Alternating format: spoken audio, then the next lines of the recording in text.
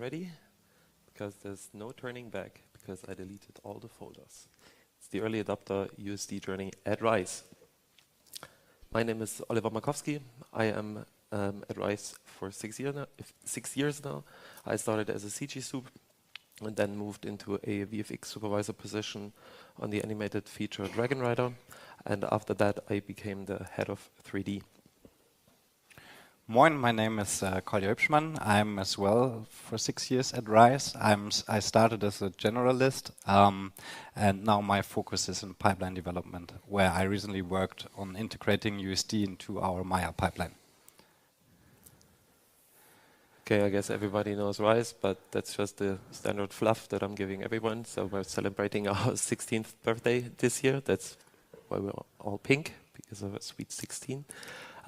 Right now we are 390 artists spread across 5 offices with a headquarter in Berlin and other offices in Munich, Stuttgart, London and Cologne.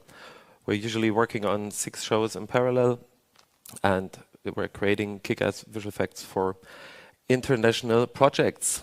Speaking of kick-ass visual effects, enjoy our reel.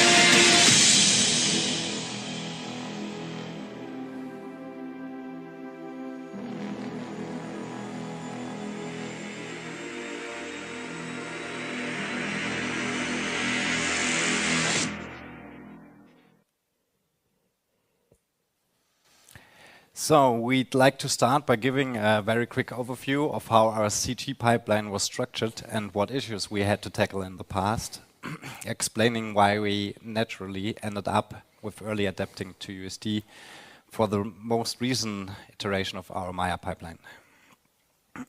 Approximately 90% of our CG pipeline is done using Maya or Houdini, with data being constantly exchanged between the two. We use Maya for asset build and animation, and Houdini most likely for FX and rendering. For example, modeling is done in Maya, while surface look dev work was done in Houdini. We constantly exchanging data, package in HDA, writing Maya files, writing caches, what produces a lot of data. And yeah, why am I telling you this? After all, RISE has built a robust pipeline over the first 12 years, consisting of tens of thousands of Python files to handle these processes efficiently.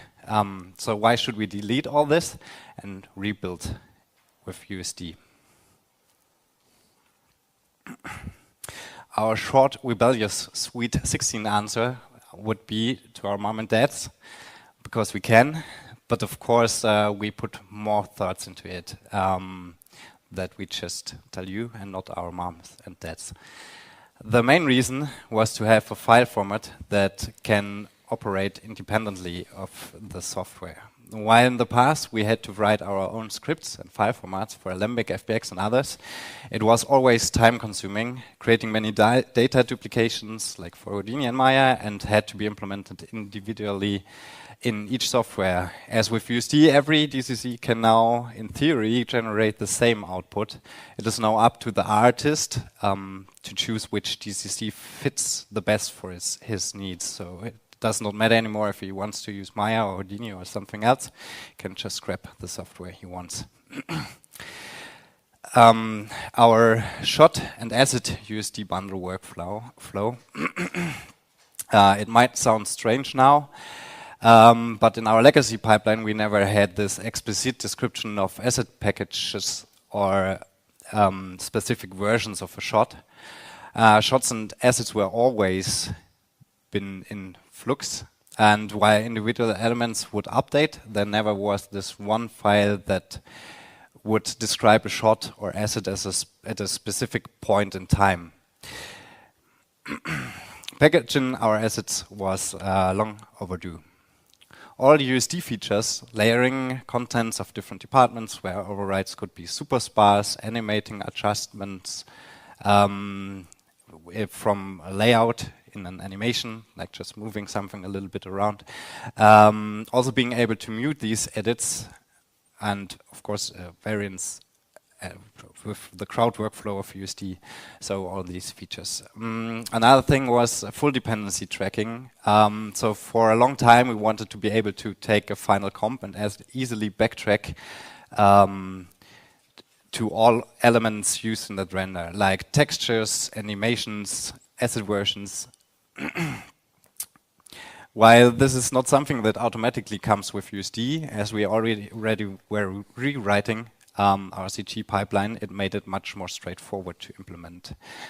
Because USD has its DCC independent API, we could share our code base, split up R&D tasks, and share workflows across our complete CG pipeline. And last but not least, Material X. Yeah, Material X is not part of USD. That needs to be mentioned, but it is an integral part that is supported by USD. But so we decided in the first place to use Material X and to go full on it. But during the process of using it, we found out that it is not like, we would not recommend using Material X in your pipeline entirely. So we have many use cases where we needed to fall back to, in our current case, Karma shading, but also we're also using RenderMan. This is also not really supported by RenderMan, so we are like back to render-specific shading. But we hope that all the other renderers, or first of all the Material X library, gets more fully featured, or gets a few more definitions. And what I can say, like RenderMan does not have full support for Material X, but our friends from Autodesk, they also have a renderer called Arnold, which is supposedly fully featured, has fully featured Material X support in USD, but I haven't tested it yet. But that's actually on the list. Next. So we started mid-2019 with Maya 22, Maya 2020, sorry. We right now use Maya 2022. And with the Maya USD plugin 0.0.2 that we have to self-compile. But there were really a lot of other things we had to figure out before even starting to write the code. how to compose and structure our assets and shots and layer files. There's the general concept out there, but of course everyone is doing it slightly different. We had to switch from a pull to a push pipeline. In our legacy pull pipeline, when artists opened a work file, they were asked if they want to update certain elements in their scene. While with USD, or at least we implemented it, elements would automatically update in artist scenes. But this new auto-update behavior also required us to have solutions for cases when we don't want the automatic update, like something is rendering on the farm, so we need to look into building our own asset resolver for USD. Then with all this figured out, we started building all the concept we had in our legacy pipeline. Artists would complain if we took away stuff from them that made their lives easier in the past, just now better and more future-proven. But it's not only rewriting our Maya core, we also had to rewrite major parts of our CG pipeline in Houdini, the connection to RISE-based, that's our in-house shot grid, speed tree, while we were still running project on the legacy pipeline in parallel while we developed, we had to make sure nothing breaks while we were developing. Besides that, we had to consider how to convert our legacy pipeline data to USD because we run TV shows over many seasons where we need to reuse data from the legacy pipeline. So we started using USD in a production on the last voyage of the Demeter at the end of 2021. After roughly 6 months of running that show, we decided that the state of the pipeline was good enough to switch all newly started shows to USD also. This included Der Greif for Amazon, Ghosted, Guardians of the Galaxy 3, Blue Beetle, and many more. And here's a short teaser of the projects we're currently working on with USD. Voilà.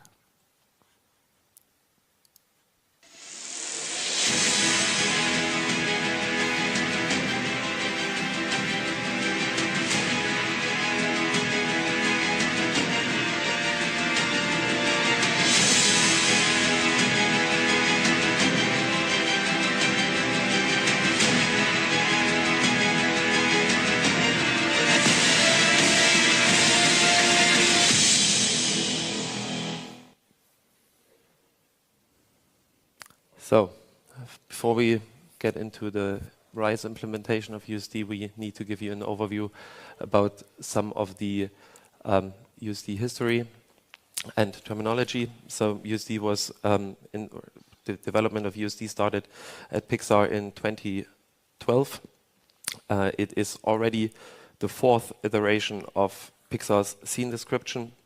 So, Pixar's already, I don't know how many, 30, 40 years old, so they tried it 3 times already, and now this is the 4th iteration, and it is an invaluable contribution to the open source community, and I think we cannot thank Pixar enough for making this open source and an open standard, because I have no idea how many man hours or man years of development went into this. I have also no idea how many millions of dollars this is worth, and they just gave it out for free. So thanks to Pixar for doing this. After history, of course, we have to talk about a little bit of terminology.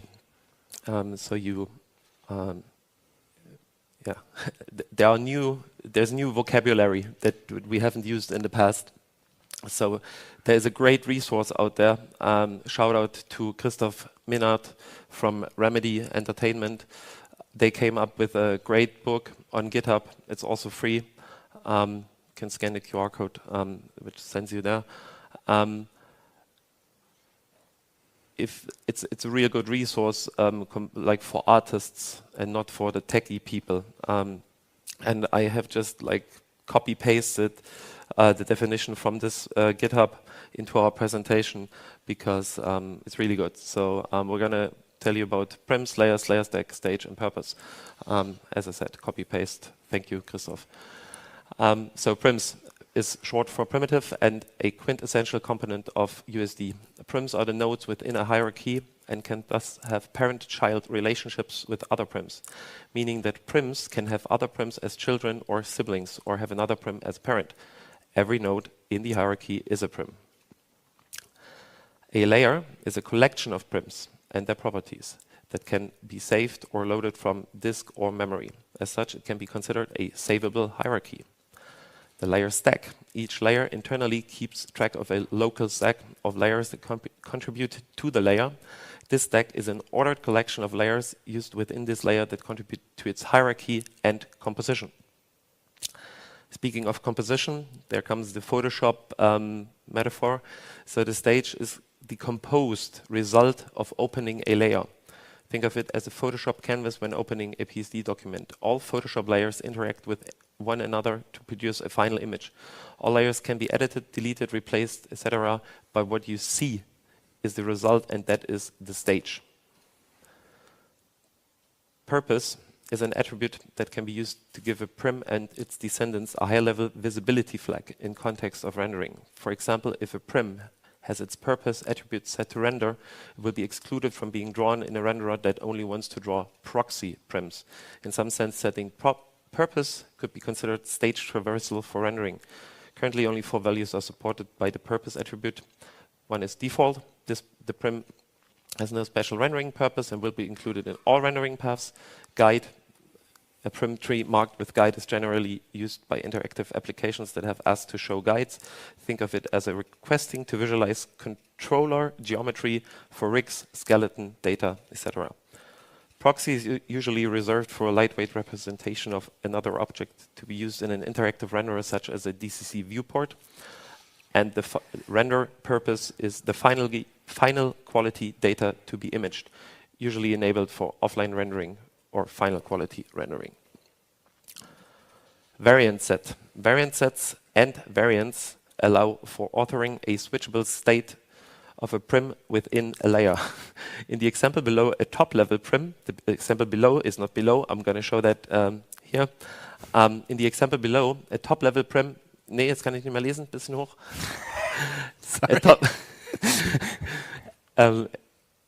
In the example below, a top-level prim with the name implicits is authored, which defines a variant set named shape.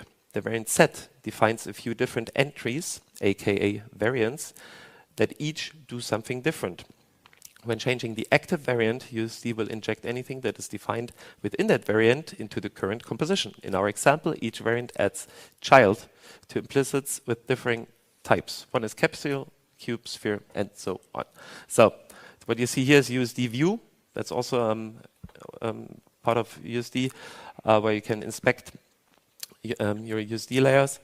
And in this case, they visualize the variant. So you see it's always the same prim, but on the prim itself, you have a variant with the drop-down where you can just select whatever you want to do.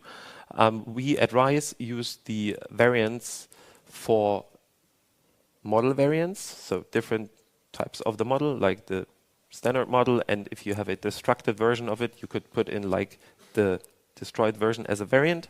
And what we also use variants for at RISE is LODs. So our models usually come with a LOD with an arbitrary number. It's 300. That's like basically the standard level of detail. And if for some reason you need a higher level of detail where you put extra detail in there, you would add a variant with a number higher than 300.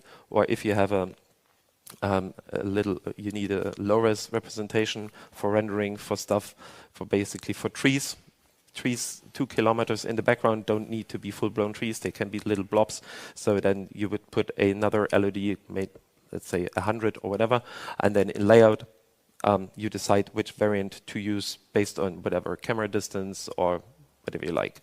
So yeah, as I said, standard model variants or LODs. That's what we do. Of course, you can also do shading or surfacing LODs where you have different shaders applied to the same object, and also switch from clean to dirty or whatever. So that's variants. Back to Kolja. This is about our basic structure of USD, how we implemented it. As mentioned earlier, we are now thinking about assets and shots in a bundle, where each shot contains different layers where we define an order for. Like, for example, with assets, there's a model. Over this goes the rig layer, adding controls, then grooming got over it, and on top the shading happens in the surface layer. Or for a shot, we define a shot template that gives a basic prim structure. Then the cameras get inserted, and on top of this, these cameras could be adjusted with layout, and some rigs or assets get inserted through layout. Then this goes over anim, where most likely caches gets added, and on top FX caches gets added, and then it comes to lighting. All of these layers have different versions that can be pinned. So for example, the model, let's switch. Therefore, we implement a custom asset resolver, which was initially based on the replace resolver that was open sourced by RodeoFX. What the asset resolver allows us to do is remap an unversioned, what we call master asset USD file, that by default always symlinks the latest pushed version, as we can see in the left side, to any other version of the asset. So in the right side, we can see that when an asset gets pinned, the symlink is ignored, and the asset resolver now maps it to a different path.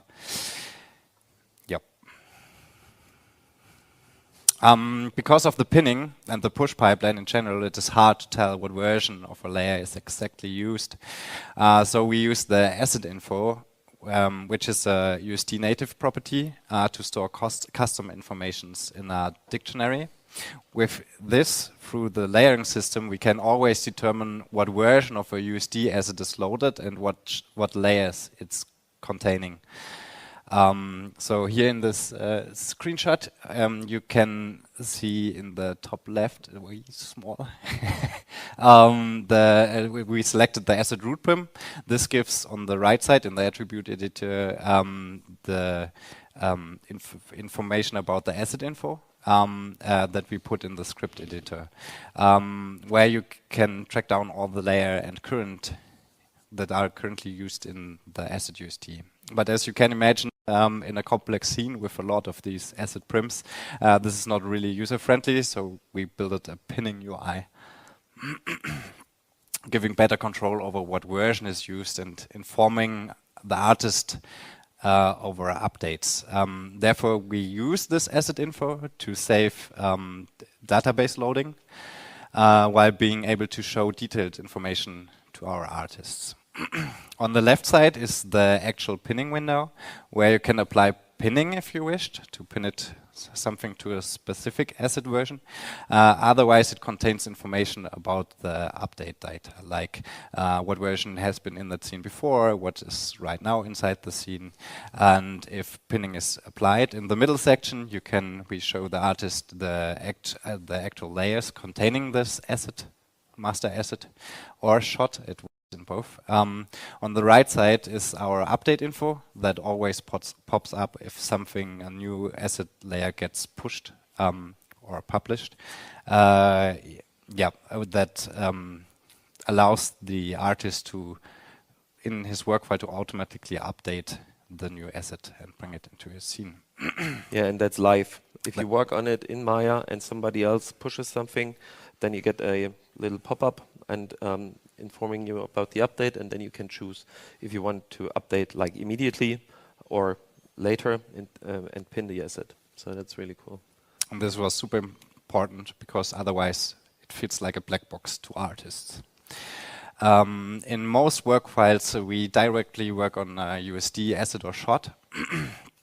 So we quickly noticed that this becomes an issue, because if a bundle or shot is loaded in your work file, the user gets its own edits into his scene through USD, what creates an unwished loop. For example, if an animation got published. The artist will see his own before published animation, then in his scene.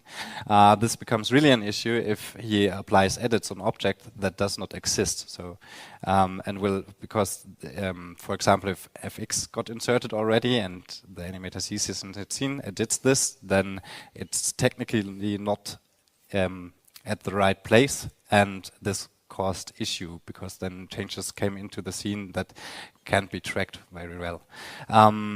This is where our layer muting comes in place, where on default we mute all layers, self-including and higher order. But if wished, an artist can turn this off to see the final result in his scene. So, just at the beginning, we implemented the muting with USD code. Now, as you can see in the video, we hijacked the Maya muting window, so an artist can use the Maya native window to remove the layer muting that you can see here in the video. For those who were attentive, while unmuting the FX layer now, the geometry disappeared on the ship. This is because we automute heavy layers in our pipeline. For example, scattering, FX, and grooming to prevent a lot of viewport crashes, because that happened quite often if there's heavy data inside, prevent heavy FPS drops as well. So, enough of our basic structure implementation. Let's come to the cooler stuff, our actual workflows. As an example of how much we benefit from USD, let's take our current assembly build. That's our set build. But we can use it now more dynamic. So the pipeline integration is that we just offer an UI to quickly reference an asset that you have seen right now. What you can do with creating your own prim, then right-click, add reference. The rest is native USD driven by writing to disk a USD assembly layer through our publish UI that you can see here right now. For those who were attentive again, the assembly layer was in our asset layer order, the first layer in our layer stack. This is because we added what we call modified asset. With this, you could load geometry into Maya and modify it and then publish it as model layer. So some assets could be adjusted if needed, even if they are the same type. But this does not get used often because of our model variants. This is much more performant, and the artists prefer the model variant workflow in most cases. A little fun fact, what was before 1,660 lines of code is now 11 times less code to do the exact same thing with USD. So it's now 143 lines of code, just referencing assets and bringing everything out to make it usable in Houdini or load it later in Maya. So, as you have seen in the trailer, there was this Demeter ship, and already in our scenes, that actually was an assembly set. In our legacy pipeline, it would be a pain adding functionality for animating this ship. At least if we are not in Maya, and we are not only in Maya. But with USD and the and Autodesk Maya lib proxy accessor, it was possible to animate assembly sets live in a stage. How does this work? First, we built the rig by creating with our Project Explorer a rig file.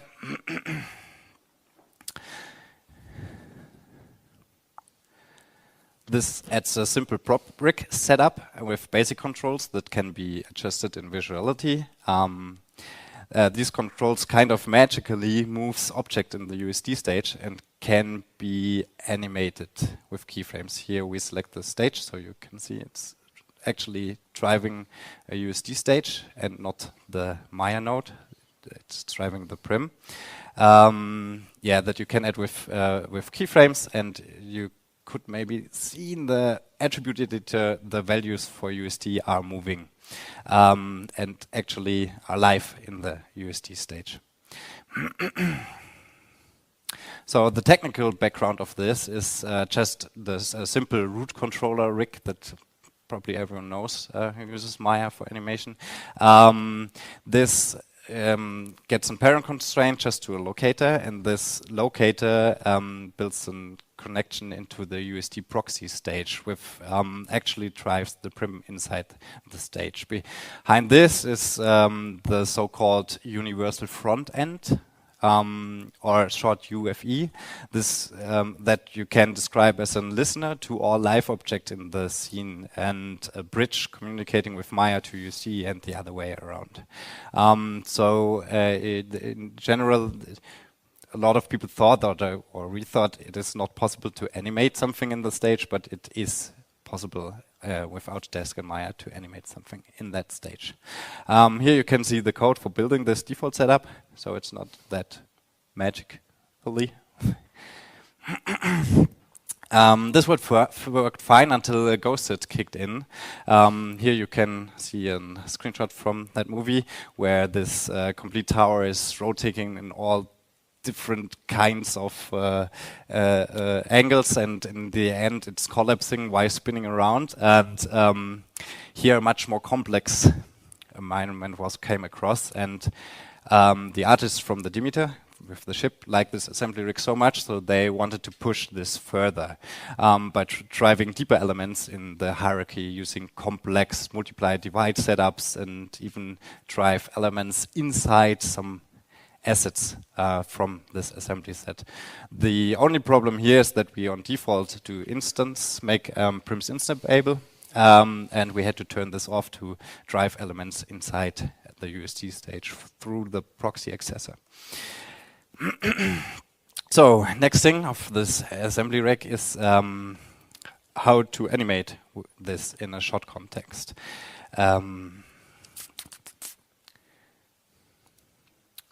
So the first thing the artist has to do is selecting the root prim of the assembly set, then go to our RISE shelves and load the rig. This rebuilds the connection that has been done before in rigging and loads all the controller.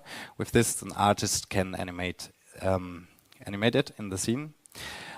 This, of course, only works with X forms, and there's no skin deformation possible. So if an artist now wants to make deformable animation, he can select the asset and click Load Related Rig to this in the shelf UI that you can see in a second. Yep. No? Yes. Now it's loaded, and this brings in a Maya native Maya file with the rig that has been built before, and it automatically follows the ship and the assembly rig, because we can do the connection the other way around, something from the stage inside a Maya node. So through the proxy accessor, and then the root controller of this mask gets animated. If an artist now is finished with the animation at the end, let's wait a second, and everything looks fine. He just had to publish the scene. Now you can see our publish UI again. Here for the loaded Maya file, we just track the prim path where it should get over the animation cache, because we actually write for deformation animation and cache file. And maybe you have seen before, there's the is chunked option that got toggled on. This is something I tell you about a second later. So how does the actual animation data from the assembly rig gets written out?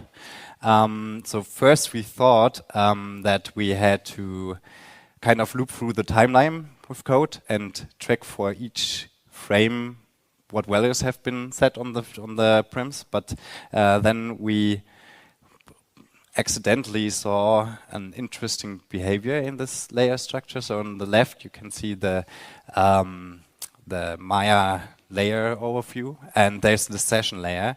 And on default, if you start a scene, this is empty. But if you click in the timeline and print this layer again, you get already keyframes. So from every connection that has been done with this proxy accessor, and we kind of abuse this to loop once through the timeline, and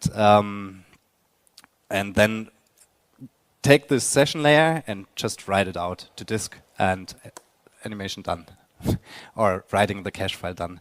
So if we look at the code, you can, first we'll look at the file. This is the USD file that actually gets written out then. And how it looks, I just removed some keyframes so it's not that long because it's really long range. And the code for this, doing this, is just this. So it's really, well, no Hexenwerk.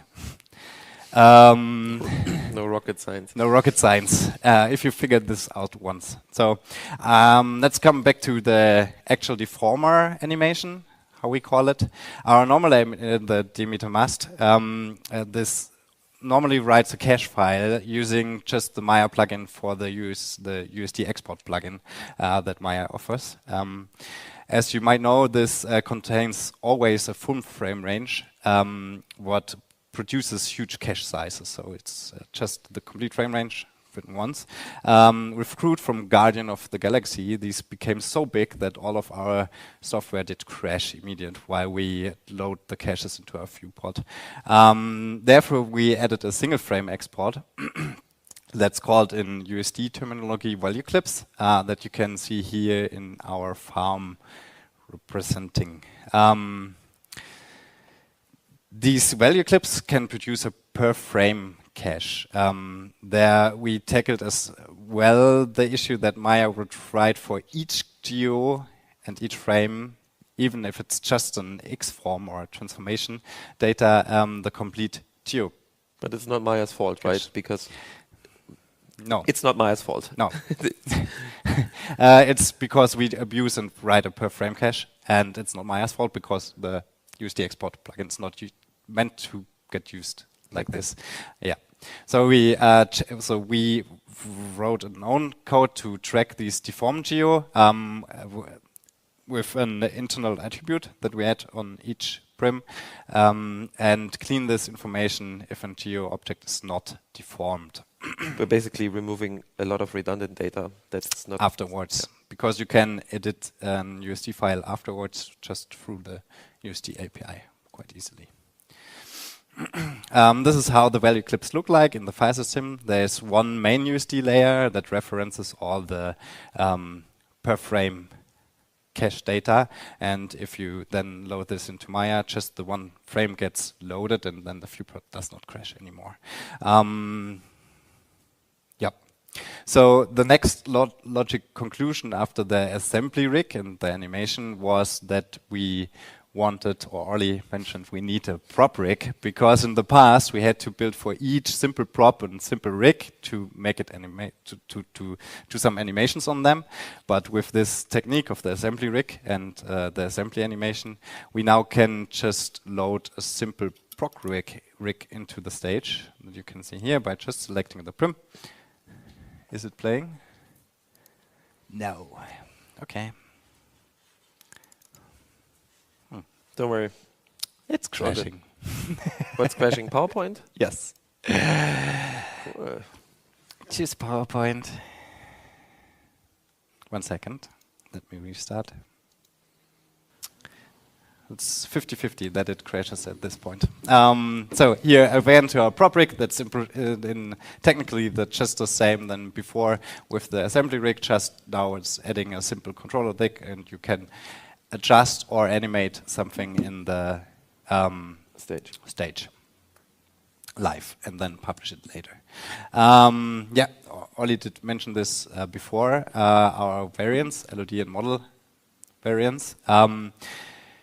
Because this is quite new in our pipeline, the LOD variant part, we can just use our pipeline development scenes for the demonstration. In a USD stage, you can only use the, as mentioned, the proxy or the render purpose, but not a mix of both.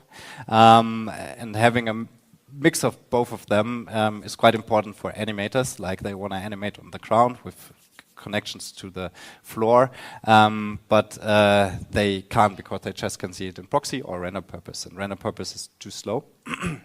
So we added these LODs, like LOD 50 is the proxy, and LOD 300 in this case is our model variant, and with our RISE shelves in the top that offers the option to switch them. You can see it in a second. Yes, here, to LOD 50, and then an artist can just pick one asset to switch it to LOD 300 if needed.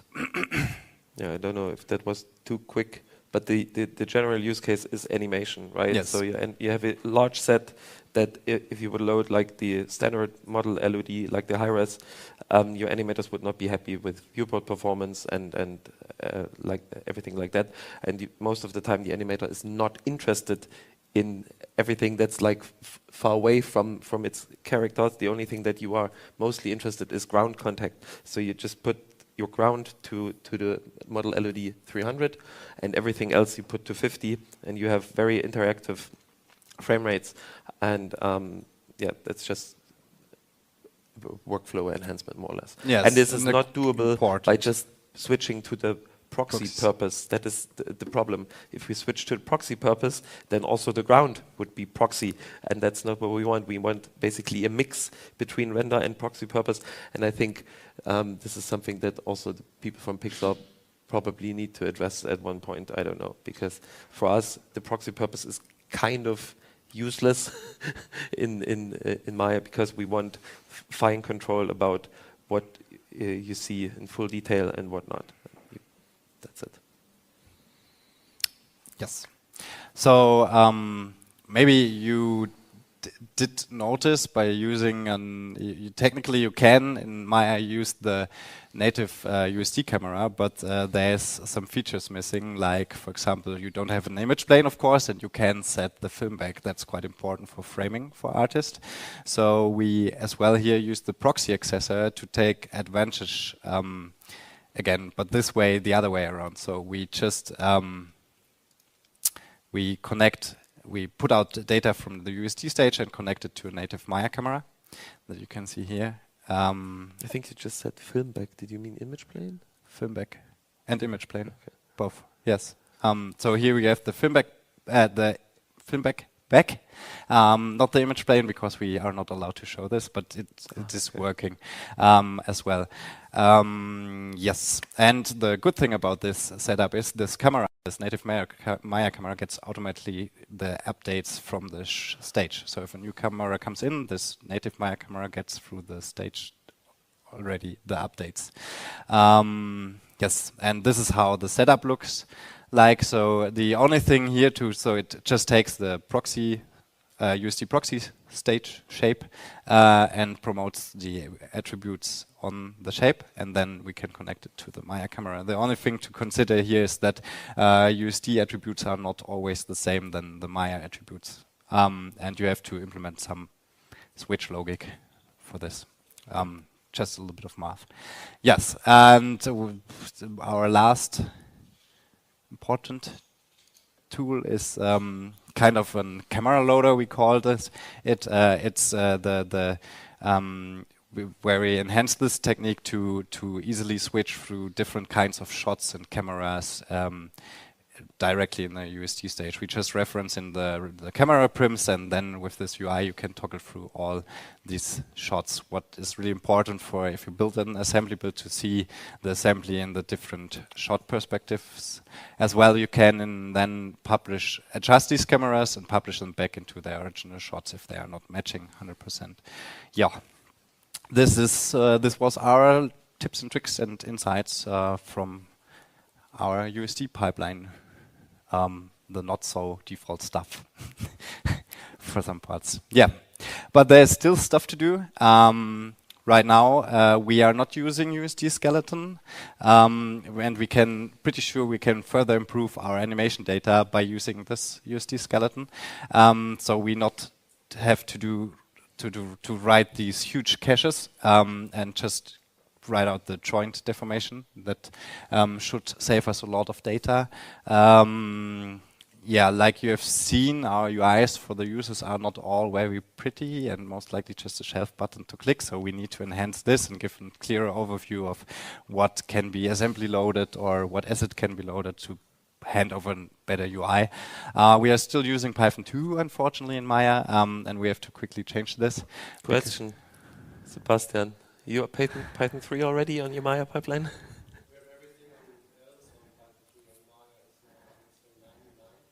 Okay, but also still in the process.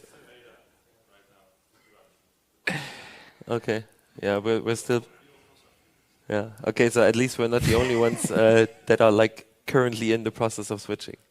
Yeah, because with Maya 2023, you need to use Python 3, and a lot of new features come in there that we already tested and are pretty awesome, but we can't use it right now, unfortunately.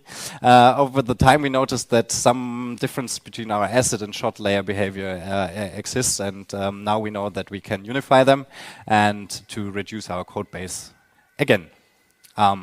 What's always a good thing. So we'd like now to finish by also mentioning some of the open source software used. Starting with Pipelish.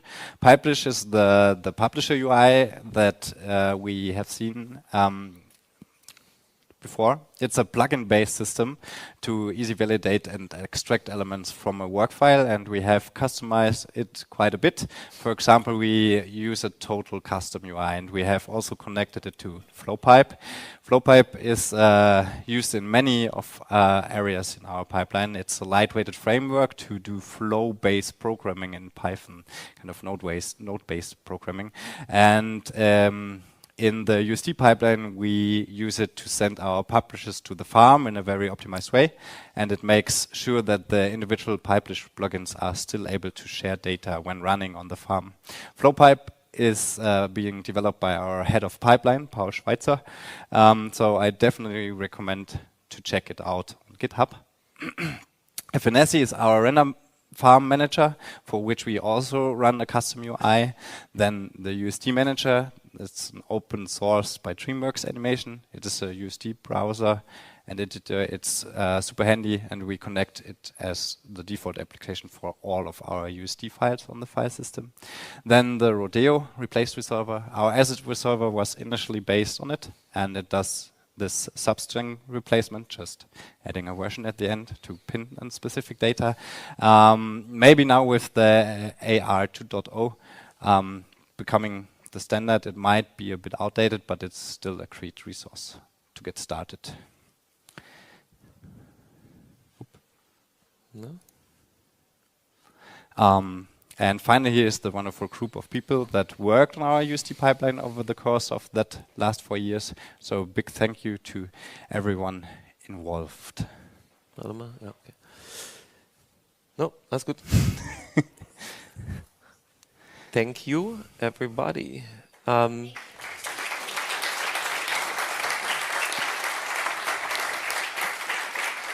While Kolja was presenting, I had the feeling that this was a lot, very detailed information, maybe a bit quick. If you have like detailed questions, we can always follow up later, because we only have like, I guess, 5 minutes left. So if you run into us later, just like don't hesitate to just say hi and yeah, have a more detailed conversation. Guess that's it. Yeah. Thank you, guys. Yeah. Thank you.